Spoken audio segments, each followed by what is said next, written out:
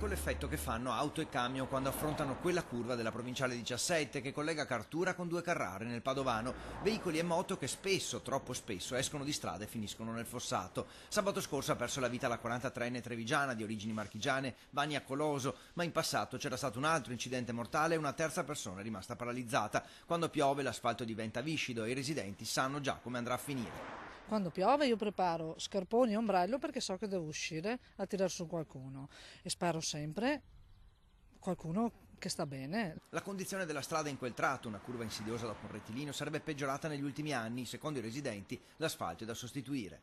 Chi mette a posto l'asfalto è strada o chi mette su segnali qualcosa, che abbiamo visto tanto tempo che andiamo attorno. Il sindaco Massimo Zanardo afferma di aver chiesto un guardrail, dei pannelli luminosi, lui intanto ha potenziato l'illuminazione e ha ottenuto di abbassare il limite di velocità a 70 km all'ora, ma non basta. 2 sono morti, mi sembra già troppo. Un ragazzo è rimasto ferito gravemente, padre di 2 gemelli di 1 anno e mezzo qualche anno fa. Giovedì 15 che pioveva. Sono andato fino al mercato e sono in casa, ne era uno là alle 11 e alle 4 dopo mezzogiorno sono andato a ribotte di mio figlio, mi era via, e c'era un'altra. Contro la curva della morte, come è stata ribattezzata, anche il marito della vittima, giornalista, si batterà perché incidenti così non si ripetano più.